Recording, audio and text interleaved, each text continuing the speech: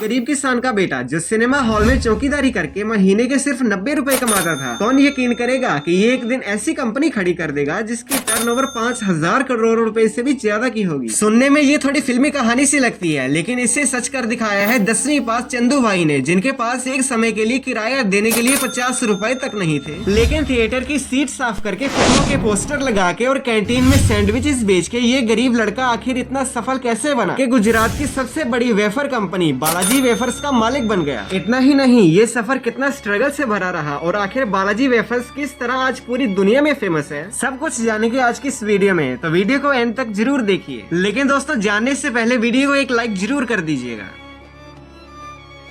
दोस्तों इस कहानी की शुरुआत होती है 1972 से, जहां गुजरात के जामनगर जिले के एक गांव में पोपट रामजी भाई वीरानी नाम के एक गरीब किसान रहते थे, जो कि खेती करके ही अपने परिवार का पेट पालते थे और इन्होंने खेती के सहारे ही जैसे तैसे गुजारा किया। लेकिन फिर एक साल ऐसा आया कि उनके एरिया में बारिश ही नहीं हुई और सारी फसलें ही खराब हो गई, और फिर इसके बाद तो कहीं सूखा तो कहीं अचानक बिन मौसम बरसात, जिसकी वजह से पोपट रामजी भाई और उनके फैमिली का जीवन मुश्किल दौर से गुजरने लगा। और फिर इन सभी दिक्कतों से तंग आकर उन्होंने 20,000 रुपए में अपनी पुश्तैनी जमीन बेच डाली और फिर मिले पैसों से उन्होंने अपने 3 बेटों चंदू भाई वीरानी, मेघजी भाई वीरानी और भिखू भाई वीरानी को बांट दी, ताकि वो इनसे कोई व्यापार शुरू कर सके। और अपने पिता से पैसे मिलते ही 15 साल के चंदू भाई अपने दोनों भाइयों को लेकर राजकोट चले गए और वहाँ उन्होंने एग्रीकल्चरल प्रोडक्ट्स और फार्म इक्विपमेंट का व्यापार शुरू किया। अब डीलर को भी पता था कि इन्हें कोई बिजनेस का खास नॉलेज नहीं है, इसलिए उसने महंगे प्राइसेस पर नकली फर्टिलाइजर्स बेच दिए। इस तरह से चंदू भाई का अपना पहला वेंचर 2 सालों के अंदर ही बंद हो गया और तीनों भाई सड़क पर आ गए। अब दोस्तों यहाँ से गाँव लौटने का तो कोई मतलब ही नहीं था, क्योंकि वहाँ कुछ बचा ही नहीं था, इसलिए ये राजकोट में रहकर ही कोई काम ढूंढने लगे। लेकिन क्योंकि ये ज्यादा पढ़े लिखे नहीं थे, इसलिए इन्हें कोई अच्छी जॉब नहीं मिल पाई और इस टाइम पर फाइनेंशियल ट्रबल्स भी इतने ज्यादा बढ़ गए कि वो अपने घर का किराया जो सिर्फ 50 रुपए था वो भी पे नहीं कर पा रहे थे, और इसकी वजह से मकान मालिक ने उन्हें बाहर का रास्ता दिखा दिया। हालांकि कुछ समय के बाद चंदू भाई को एस्ट्रॉन नाम के एक सिनेमा हॉल में चौकीदारी का काम मिला, जिसकी सैलरी उन्हें महीने के 90 रुपए मिला करती थी। हालांकि चौकीदारी के साथ साथ कभी वो मूवी के पोस्टर्स लगा दिया करते थे, तो कभी कैंटीन में भी काम कर लिया करते थे, और फिर इस तरह से कम पैसों में ही सही लेकिन जैसे तैसे करके उनका गुजारा होने लगा। अब क्योंकि चंदू भाई ईमानदार बहुत थे, इसलिए कुछ ही टाइम के बाद उन्हें थिएटर की कैंटीन का ठेका मिल गया और अब वो इंटरवल के टाइम पर मसाला सैंडविच बनाकर लोगों में बेचा करते थे। ये सैंडविच लोगों को खूब पसंद आए, जिससे चंदू भाई ने थोड़ा बहुत प्रॉफिट भी कमा लिया। और जब हालात थोड़े बेहतर हुए तो 1982 में चंदू भाई ने गाँव से अपने पूरे फैमिली को राजकोट बुला लिया और अब फैमिली के सभी मेंबर्स एक साथ मिलकर इस काम को आगे बढ़ाने लगे। पर दोस्तों एक बहुत बड़ी प्रॉब्लम ये थी कि उनके सैंडविचेस आसपास में तो बहुत पॉपुलर हो गए, लेकिन जो भी सैंडविचेस शाम तक बच जाते उनमें अगले दिन फंगस लग जाता और वो पूरी तरह से बर्बाद हो जाते। और इन डेली के नुकसान से अब चंदू भाई भी परेशान रहने लगे और फिर इसी परेशानी के चलते उन्होंने सोच विचार करना शुरू किया कि आखिर ऐसा क्या बेचा जाए जो कि कई दिनों तक खराब ही ना हो। और दोस्तों इसी दौरान चंदू भाई को पोटैटो वेफर्स बेचने का आइडिया आया। चंदू भाई ने ये आलू के पतले चिप्स किसी वेंडर से खरीदने की डील की और अपने कैंटीन में बेचने लगे। लेकिन आगे चलकर इस बिजनेस में भी उन्हें ये प्रॉब्लम फेस करनी पड़ी कि वेंडर टाइम पर सप्लाई ही नहीं करता था, या फिर जब लोग इंटरवल में आकर चिप्स मांगते थे तो कई बार कैंटीन में अवेलेबल ही नहीं होते। कभी सप्लाई में डिले तो कभी टूटे फूटे पोटैटो वेफर्स की वजह से चंदू भाई बहुत ही ज्यादा तंग आ गए और फिर उन्होंने सोचा कि अब वो किसी भी वेंडर के भरोसे न रहकर खुद के ही चिप्स बनाकर बेचेंगे। और उस टाइम पे चंदू भाई के पास 10,000 रुपए की सेविंग्स थी और इन्हीं पैसों की मदद से उन्होंने 1982 में अपने वरांडे में एक छोटा सा टीन सेट लगाया और रात में कैंटीन बंद करने के बाद पोटैटो वेफर्स खुद ही बनाने लगे। शुरुआती समय में एक्सपीरियंस ना होने की वजह से वो टाइम भी काफी मुश्किलों से भरा रहा, क्योंकि इनके चिप्स कभी नरम रह जाते तो कभी जल जाते, जिसकी वजह से उन्हें और भी ज्यादा नुकसान झेलना पड़ा। लेकिन कुछ दिनों की मेहनत के बाद आखिरकार इन्होंने परफेक्ट पोटैटो वेफर्स बनाना सीख ही लिया। अब घर पर ही चिप्स को बनाने की वजह से चंदू भाई क्वालिटी को भी कंट्रोल कर पा रहे थे,